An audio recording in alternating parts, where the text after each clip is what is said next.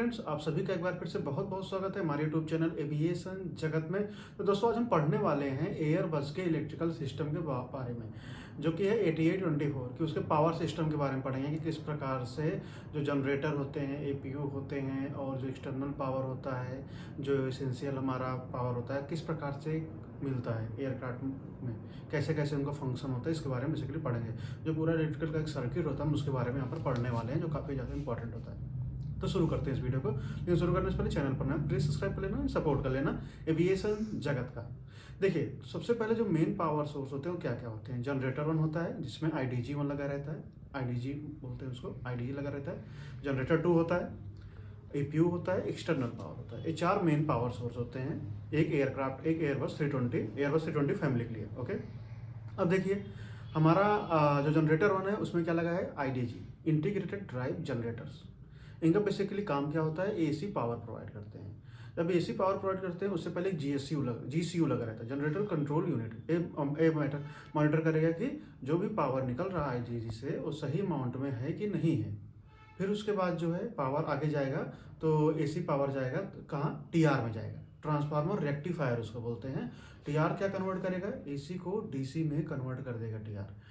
इसके साथ साथ दोस्तों, जो आप यहाँ पर देखिए कि एक एसी पावर गया टीआर के थ्रू डीसी में कन्वर्ट हुआ, उसी के साथ साथ एक एसी इसेंशियल में भी जाता है आईडीजी वन से। एसी इसेंशियल के नाम से पता चल रहा है जहाँ जो जो बहुत ज़्यादा नेसेसरी चीज़ें हैं उनको पावर प्रोवाइड करेगा। इसेंशियल क्या है, सेड क्या है, इसको हम एक अलग वीडियो में बताएंगे, काफ़ी ज़्यादा बड़ा है। तो चलिए, अब एसी इसेंशियल पे गया पावर, उसके बाद एसी इसेंशियल क्या करेगा, एसी इसेंशियल जो है एसी सेड को प्रोवाइड करता है। एसी सेड क्या होता है, एसी सेड मतलब कि जहाँ पर पावर बहुत ज़्यादा नेसेसरी नहीं है। मान लीजिए कोई इमरजेंसी कंडीशन हो रही है तो वहाँ की पावर को बंद करके कहीं और पर जहाँ ज़्यादा पावर चाहिए वहाँ पर उसको पहुँचा सके। तो कुछ इस प्रकार से था दोस्तों आईडीजी वन का। अब आप आइए आईडीजी टू पे, जो कि हमारा जनरेटर नंबर टू होता है। जनरेटर नंबर टू क्या क्या करता है, कैसे कैसे किसको किसको पावर देता है, हम बताते हैं। ऑलमोस्ट सेम है लेकिन कुछ थोड़ा सा डिफरेंट हो जाता है।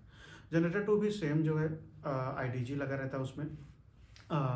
आईडीजी से जैसे ऐसी पावर निकलता है जीसीयू लगा रहता है, जनरेटर कंट्रोल यूनिट, मॉनिटर करेगा पावर सही अमाउंट में जा रहा है कि पावर नहीं जा रहा है सही अमाउंट में। उसके बाद जो है एक लाइन जो है एसी पावर के लिए निकलेगी और दूसरी जो है एसी इसेंशियल बस से जाकर के कनेक्ट हो जाएगी, जहाँ पर जनरेटर वन का भी कनेक्ट था। फिगर के माध्यम से भी सब चीज़ों को आप देख सकते हो।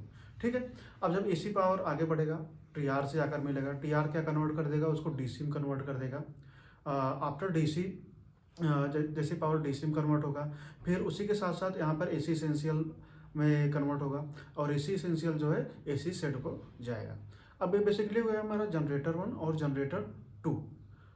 ठीक, अब चलिए हम आते हैं एपीयू। एपीयू भी ऑलमोस्ट इसी प्रकार से होता है। एपीयू का फंक्शन में आएगा, अगर जनरेटर वन फेल होता है ड्यूरिंग फ्लाइंग तो जनरेटर टू टेक ओवर करता है। अब इसके बाद दोनों फेल हो गए तो एपीयू आएगा। एपीयू का भी सेम फंक्शन है, आप देख सकते हो फिगर के माध्यम से कहाँ कहाँ कैसे पावर जा रहा है। इसमें ज़्यादा कुछ एक्सप्लेन नहीं करना है मुझे, ऑलरेडी बता चुका हूँ क्या कैसे एसी में गया, क्या कैसे इसेंशियल और सेट में गया।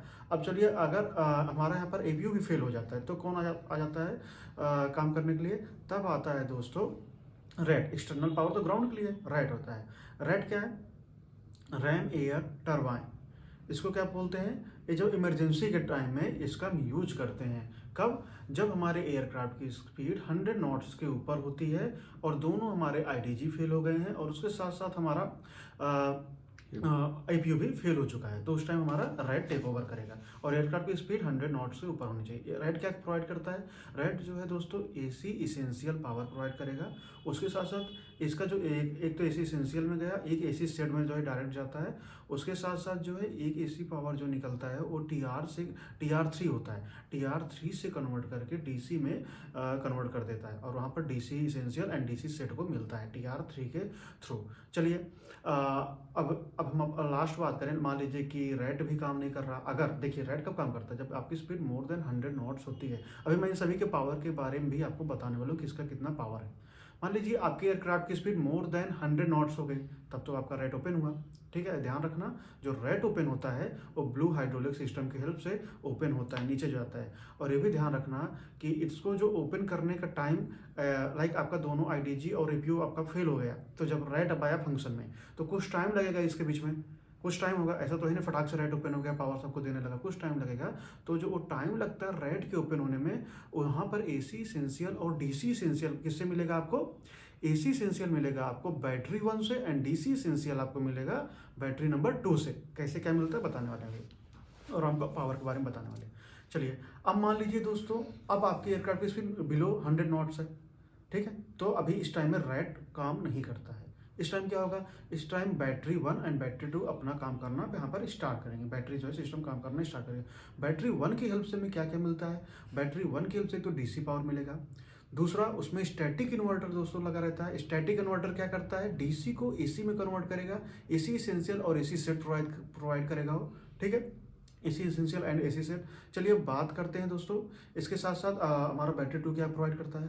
बैटरी 2 जो है दोस्तों DC पावर प्रोवाइड करेगा और उसके साथ साथ इसमें क्या लगा रहता है जो DC इसेंशियल पावर है वो बैटरी 2 देगा इसके साथ साथ, ठीक है, जो कि फंक्शन में आएगा। अब आप पहले ये जानिए कि इनका सबका पावर कितना होता है, जो कि बहुत ज़्यादा इंपॉर्टेंट है जानना हमारे लिए। IDG 1 एंड IDG 2 का जो पावर होता है वो होता है 115 वोल्ट AC 3 फेज 90 kVA, जो इनका पावर है 90 kVA 400 हर्ट्ज फ्रीक्वेंसी होती है। IDG 1, IDG 2 और APU के लिए ये फंक्शन रहता है। चलिए अब बात करते हैं रैट के लिए क्या रहता है। रैट के लिए रहता है दोस्तों 400 हर्ट्ज फ्रीक्वेंसी रहेगी, उसके साथ साथ 5 kVA जो है इनका पावर रहेगा रैट का, और 115 वोल्ट AC सप्लाई यहाँ पर हमें मिलती है। बैटरी की बात करते हैं, बैटरी से कितना पावर मिलता है हमें। बैटरी में दोस्तों जो है 28 वोल्ट DC हमें मिलता है। तो दोस्तों आई होप आप सभी को एक बेसिक अंडरस्टैंडिंग लगा होगा कि कैसे होता है एयरक्राफ्ट में पावर सिस्टम, कौन फेलियर होता है तो कौन हैंड ओवर करता है। तो अगर वीडियो आपके लिए यूजफुल रहा होगा, इन्फॉर्मेटिव रहा होगा, तो चैनल को प्लीज़ सब्सक्राइब करना, सपोर्ट करना एविएशन जगत का। Thank you friends for watching my video.